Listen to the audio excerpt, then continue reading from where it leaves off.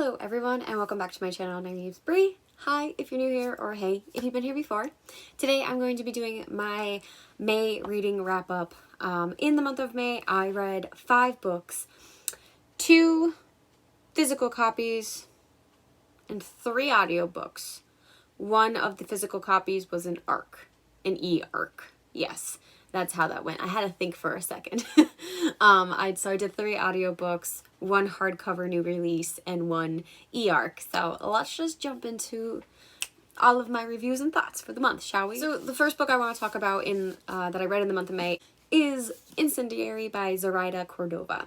Incendiary follows a young teen, maybe a little bit older teen. I think she's 18. But her name is Renata, and Renata was used by this fantasy capital, which is the whole plot of this is inspired by the Spanish Inquisition. And Renata is captured at a young age so that the government can essentially use her power. She is able to take memories from people, and they kind of exploit that power for her when she's a child in order to use them as a weapon and to gain information about the rebels who are trying to take down the government. So Renata, then someone ends up burning this like a castle to the ground, and she is rescued by the rebels who know that she is a magic user. However, they don't really trust her because she's been in the government for such a young age. So she kind of has this tug and pull throughout the entire story of like where she belongs and if she belongs with anyone. She ends up falling in love with one of the rebel leaders who is close to her age. And their relationship has already been established before the story takes place. And during this book, he ends up getting captured, and she and a group of people in the rebels are trying to break him free before they execute him. And that's essentially the beginning of this story. I gave this a 4 out of 5 stars. I think it is a solid start into a magical world inspired by the Spanish Inquisition, and I really loved the magic system. I think it is so well done. I love that it's sensory based, and you have people who can take memories and people who can create illusions and confuse you. I know there's 2 other types of magic. There's like 4 sections of magic. I can't remember the other 2 off the top of my head because they didn't play a big role in this particular book, but I am excited to see them come in more play. I guess the one other magic there, it was technically persuasion. Like apparently like they can pick up on like the emotions that people are feeling and use that to persuade them to a certain direction. So for instance, you know, like if I'm kind of angry at someone but deep down like I'm concerned, they can kind of sense that out and take that concern and try to like manipulate me in order to, you know, instead of being angry, like I might give in or whatever.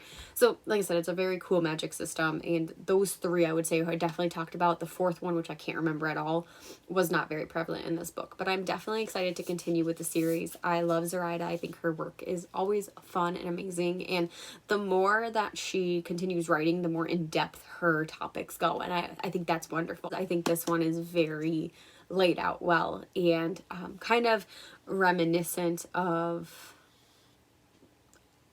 I don't want to say the only reason I'm going to say Hunger Games is because I read The Ballad of Songbirds and Snakes this month as well, which I'm getting to that review, and I do think like that, like it's almost like the first Hunger Games, and how like there's these like other threats and problems woven into the story. I think that's well done in this as well. The reason I gave it 4 stars is just because I did struggle at parts. Like sometimes it wouldn't capture my attention. I started reading it physically. I would switch over to the audiobook because I was struggling reading it physically. So I don't know if it was more of a me problem or just that some parts of the book was slow. It is, I think it's almost 500. It's 450 pages. So it's a decent sized book, and there, like I said, at times I think it just kind of slowed down, and that's why I didn't give it 5 stars, but it was a completely solid read. I recommend reading any of her books, and it was a good way to start my month. The next book that I read in the month of May is The Court of Miracles by Kester Grant. I got this as an e-arc. It officially comes out June 2nd, so by the time you are watching this video, you should be able to access that anywhere and everywhere books are sold. Like I said, I read this as an e-arc, so there were some small minor mistakes as far as like punctuation and spelling goes. I'm assuming those will be corrected by the time the actual book comes out, but The only reason I'm saying that is because that's really the only complaint I had about this book, because otherwise it was a 5 out of 5 stars. I was immersed. I loved it. I loved that it was slow and steady, but it was so gripping at the same time. It might not be a book for everyone in that vein, you know, because of how slow, and it was a very simmering book. Like, you really kind of had to get through a lot of the things, because a lot of the action scenes either like happened quickly or didn't happen till at the end. And I know that that's not everyone's cup of tea. But to go back, The Court of Miracles follows, it's a Les Miserables retelling from the point of Eponine. I do not know much about Les Mis other than some of the character names, so I really couldn't make a connection between Les Mis, the book, or the musical, and The Court of Miracles. So for me, it was kind of really refreshing. It really renewed an interest in me to go watch or read Les Mis in itself. But for the sake of this review, it follows Eponine as she is trying to escape her life because her father, Thénardier, is trying to sell her and her sister. He ends up successfully selling his sister into what's essentially a brothel, that these women are kept on opioids and pretty much don't have a life separate of their living in this den. The Court of Miracles is kind of like this underground society, and there's a bunch of different guilds, so she makes a deal with someone to get her into the Thieves Guild because Eponine is kind of small and scrawny and is fast. So she can kind of easily fit into places as well as make a quick escape as needed. And they do accept her. So it's kind of her life is revolving around her being a thief now and how she's trying to work her way into good favor with the Lord of the Guild. Everyone kind of sees promise in her that she's an exceptional thief, and all she cares about is getting her sister back. And from there, there's definitely, I think, a lot of parallels to Les Mis, but it's an alternative France, with the Court of Miracles being this like underground place. So it's just very interesting. There's some references to the Jungle Book. A lot of it is kind of like, the references I would say for the Jungle Book is really where they're comparing these different guilds as animals. They both have names, so like there's like, they call the thieves their cats. They call this guild of like the dead ghosts, because they kind of are like hanging on to life and they don't really have any, like they kind of shuffle around, they don't have purpose, and they're, you know, they kind of are so many of them that they can overwhelm other people. There's the tiger. So like I said, there's kind of references to that, but I don't necessarily think like the Jungle Book, even though it's pitched as like Les Mis meets Jungle Book meets Six of Crows, I don't see the Jungle Book as much other than those references. And the Six of Crows is obviously kind of with the heist stuff, but the heists aren't necessarily the entire plot. So I also don't want you to come think that it is and it isn't. It's the weirdest thing ever, because like her entire story is about like seeking revenge, and in that way she's planning throughout the book of how to rescue her older sister from a life of living to this tiger and his pleasure den. So in a way, yes, it is kind of like Six of Crows where like you're planning things, but I do think like Six of Crows, like stuff happens. I don't know. Never mind. I'm going to take all that back. This is the worst review ever, because like I think actually the Six of Crows reference actually makes more sense to me now that I'm thinking about it and talking it out, because Six of Crows I think also has a lot of complaints that it's so slow in the beginning and then at the end everything happens, and I think that's very similar to how this book feels as well. But I love the writing in this. I just love the atmosphere of the book. Like I said, it's an alternative history, and for me, it was really well done. Like, I was very believing. It's also pretty gritty and dark. Like, one, I will say Eponine is a very morally gray character, and I think she's extremely well done. At some points, I really wanted to punch her in the face and think she was awful. Other times, I can be sympathetic and empathize with her about why she was making the decision she was making. And sometimes I was kind of like, oof, like she's doing something and that's making me internally cringe, or etc. Like I had a lot of emotions dealing with her, and she wasn't always the most likable character. I think Kester Grant really did well making her gray. So much so that when I started reading this book, I actually thought it was an adult book. I didn't know it was a young adult. I had randomly, impulsively requested this on NetGalley and was approved for a copy. So when I started reading it, I didn't know exactly what it was, but yeah, I was pretty surprised at some of the gore and the dark insinuations that happened throughout this book. And also, like, there was a lot of pain. Like, if I was in real life, I would be like really shuddering by how painful some of these scenarios sounded. But anyway, I'm gushing because I loved this book so much. I highly recommend picking it up. And if you do, let me know what your thoughts are on the book itself down below. All right, now that I've just kind of taken up so much time reading The Court of Miracles, I'm going to go on to the next book that I ended up, I started physically reading and then switched to audiobook, and that is Living Dead in Dallas by Charlaine Harris.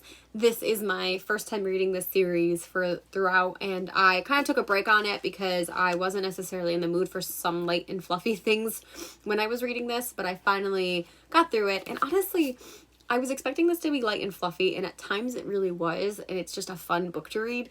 But there's a lot of things that hit on darker topics in this world as well, and it's just kind of, I know the show accentuates that a lot, but this kind of surprised me. I wasn't expecting it. I would give this a 4 out of 5 stars. Like I said, it was enjoyable. I do think the writing's pretty good, and I mean, just for what it is, like, knowing that I loved the show so much, and this kind of took an abrupt departure from the show, I just really enjoyed it. I feel like this might be like a 4-star throughout the entire series read. It's just solid and fun and reminiscent of one of my favorite TV shows of all time. The next book that I read in the month of May was That Kind of Mother by Rumaan Alam. So this book is essentially about a white couple in the 80s, and it follows Rebecca, a white mother who, at the beginning of the novel, she just gives birth to her baby boy, and the nurse at the hospital is a black woman, and she immediately forms a connection with her. It's kind of exploring throughout the novel of, what if that connection was shallow, or if Rebecca just thrived so much on having a real connection with someone in the world that she made it up. But Rebecca kind of eventually, in a way, she kind of swindles this woman into leaving her hospital job and coming to work for her as a private nanny. Because at the time, at the beginning of the novel, her and her husband are relatively rich and well off. And her husband is originally, I think, from England or France. And he is kind of like an ambassador. So they have a decent amount of money, and they're able to hire the private nanny. And it just follows her story as, eventually this woman, Priscilla, she ends up passing away in her late 40s, but they find out that she has a child, and they were able to successfully deliver the child. His name is Andrew, and Rebecca kind of pushes to adopt him. Even though Priscilla had another adult daughter, the adult daughter was also pregnant and didn't think she could handle it. So there's just a lot of complexities to this.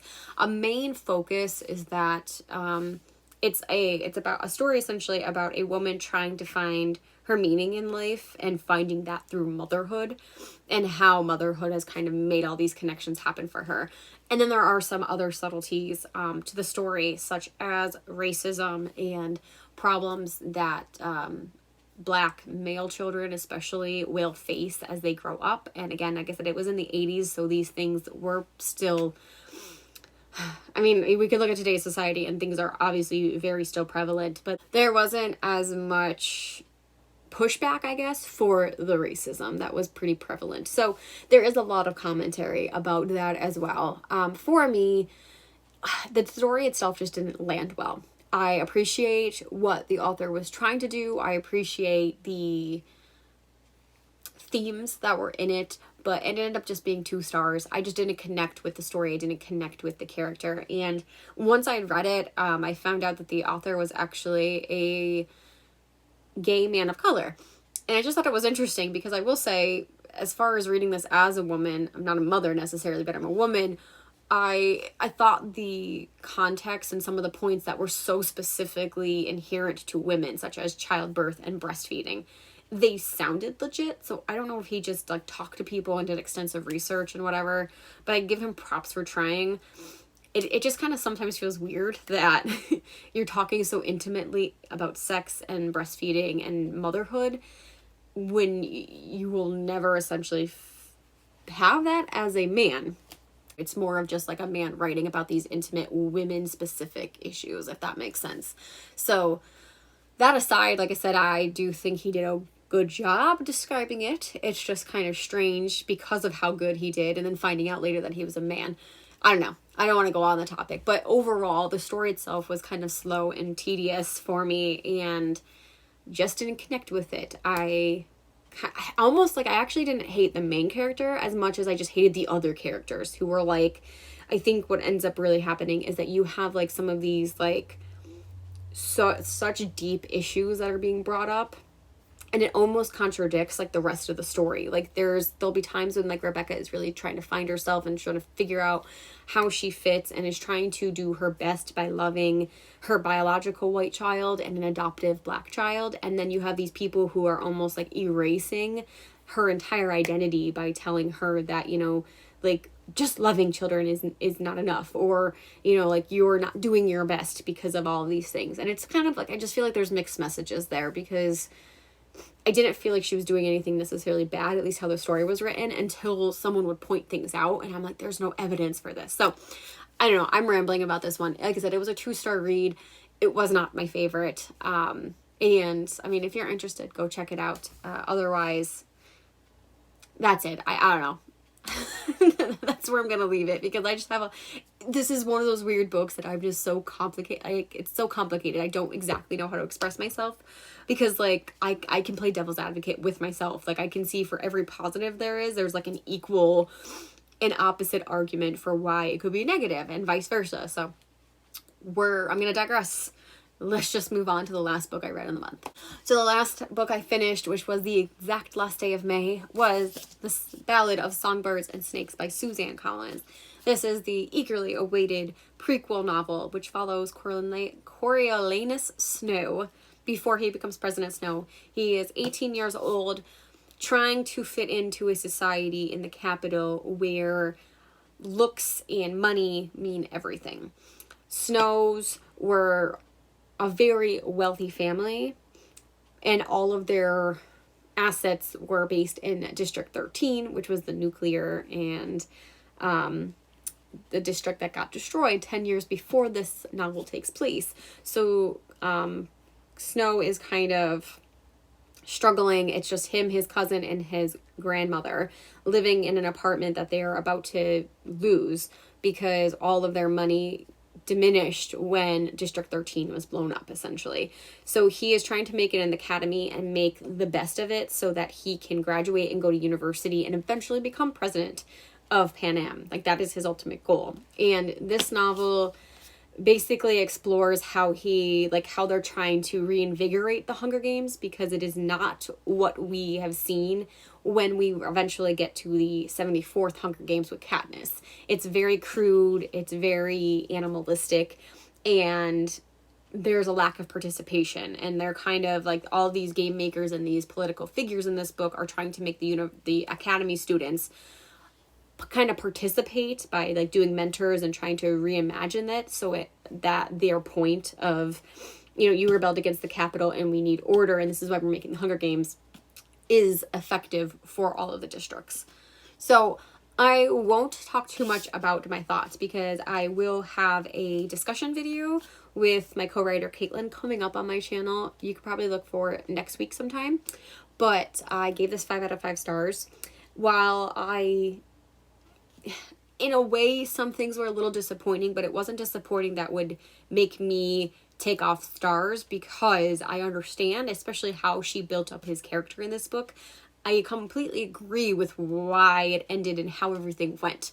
I think Snow is a completely true, great character. At some points, like, I was rooting for him. At other points, I was just like, oh, this is a slippery slope you're walking on. And at times I was very angry, like, that I'm just like, if you weren't so power hungry, you could have made better decisions. And really, it's like how him and his classmates are shaping the Hunger Games into what we now know them as when we get to the Hunger Games book and Katniss's trilogy. So yeah, honestly, like, I think it was really well done. Suzanne Collins is an excellent writer. She's excellent at making points of war and mental health in this, and how everything kind of compiles and challenges people and how their reactions are when we're faced with these tough decisions. So this book is excellent. Like I said, look out for my review to come up at some point. And that's where I'll leave that. So there you have it. I read 5 books in the month of May. Not crazy, but I will say, like, I did finish a decent amount of, like, bigger books. Like I said, Incendiary was 450. Ballad of Songbirds and Snakes was over 500. And The Court of Miracles, even though I didn't have a physical copy, it did take me a little while to get through. So I kind of spread them out pretty well, I would say, throughout the rest of my month. And I'm excited to look for what I'm going to read in June. Let me know down below, what books did you read in the month of May and what was your favorites? Did we read any of the same things? I would say, if anything, we probably read 2 of the same things, because half these books are either, I think, older, not out yet, or under the radar. But with that said, if you guys did read anything, I would love to know your thoughts down below, even if you didn't read it this past month.